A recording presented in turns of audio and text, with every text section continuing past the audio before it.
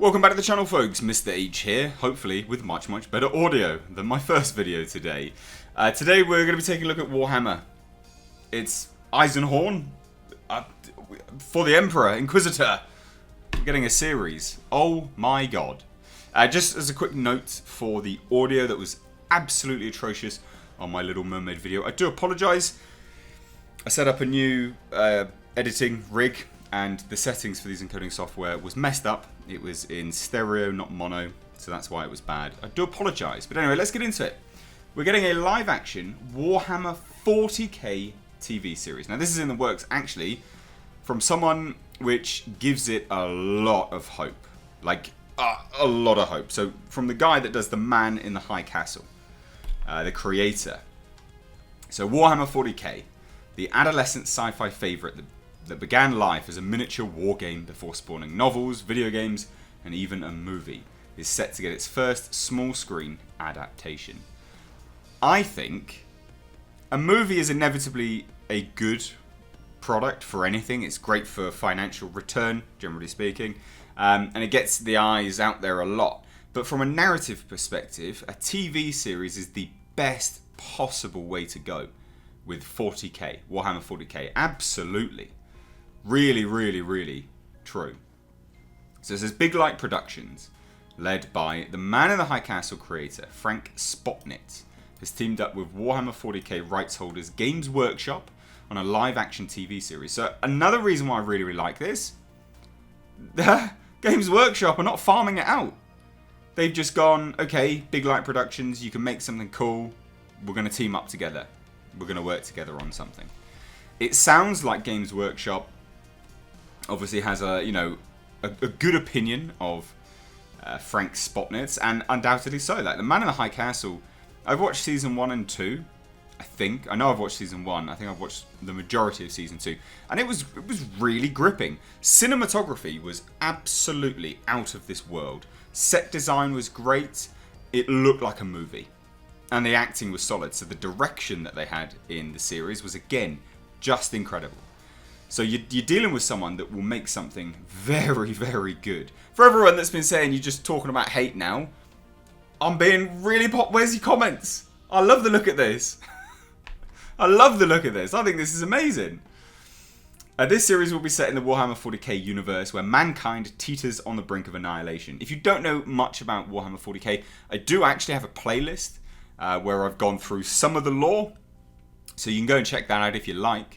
I will try to leave that linked down below in the description box.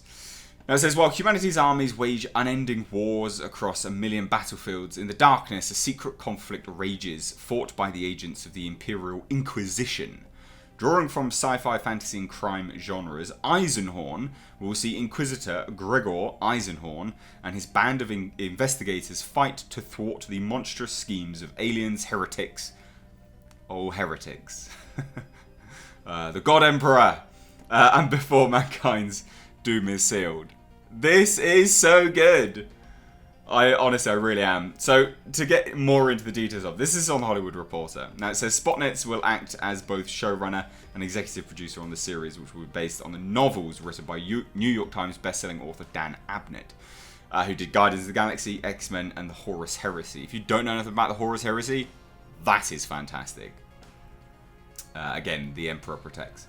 Originally published in 2001 by Black Library, Games Workshop's publishing imprint. So again, Games Workshop just handle everything. It's so good to see. It's really nice to see. Like, yeah, just that it's kept in-house and that they've maintained the rights and they've kept it all throughout the years is so nice. The books have been reprinted in multiple languages and have sold over 500,000 copies globally, which, in fairness, is really good.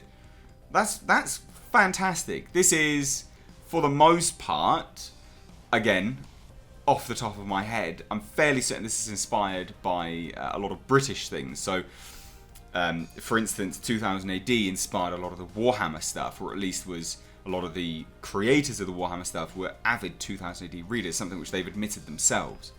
So, yeah, it's just so good to see. It really is.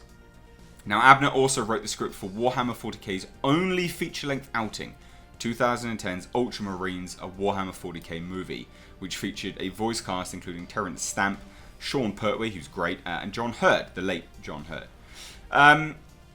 So he has, again, you're adapting books which have already been adapted as well, or at least from the author that has then adapted some of his works or the Warhammer source material into a movie. I think this is great.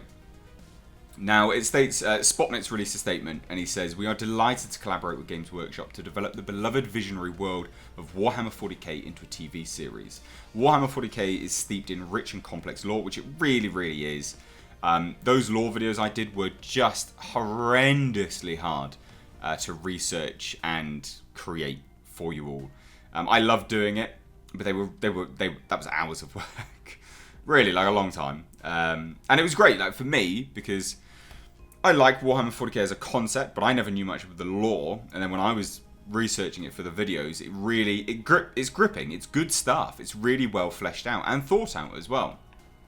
Now it says, with a myriad of traditions and stories that have accumulated over time in this thrilling and complex world, making it one of the most exciting properties to adapt for television audiences and the franchise's loyal global fanbase, which that's great. There is nothing else like it on television, and we are incredibly excited to tap into our own experience of creative, imaginative, complex and compelling worlds to bring this incredible saga to the screen. Now, added Games Workshop Global Head of Marketing and Media, Andy Smiley, said Warhammer 40K has a massive global fan base, which it really, really does. It's a huge fan base. They are a passionate community of Warhammer hobbyists who love to engage with our characters, stories and games. I'm delighted that we are able to develop a show that will reward their loyalty. Now, it says Big Light Productions creative director Emily Feller, who does Ordinary Lies, Trust Me, and Medici, will also serve as an executive producer on the series. I think this is great. Now, I will say this. I think if the Dread TV series doesn't move soon, they're going to miss it. They are going to miss the opportunity to capitalise on this. This is going to steal all of the audiences that would have watched Dread TV. I'm saying it now. I'm saying it right now. The Dread TV show, I think, is done if they don't get out before this. That's my firm belief. Now, for those that don't know, in terms of Eisenhorn, just really, really brief. So it says Eisenhorn isn't the giant armor-clad space marines that defend the human empire of the gory 41st millennium Warhammer 40K is set in. Instead, he's an Inquisitor of the Ordo Xenos, a free roaming agent of the God Emperor of Mankind. What a great name. That goes about hunting down the taint of demons and other alien influences from humanity and its vast but ever dwindling Imperium. So, yeah. This is just part of it for another thing. I am really, really excited for this. I think this is fantastic. Really, really, really good idea. There's no other news that have come out surrounding it. I really hope maybe I can get some, because these are like UK based as far as I'm aware, that I can get some interviews lined up, just like I did for the Dread TV series. How good would that be?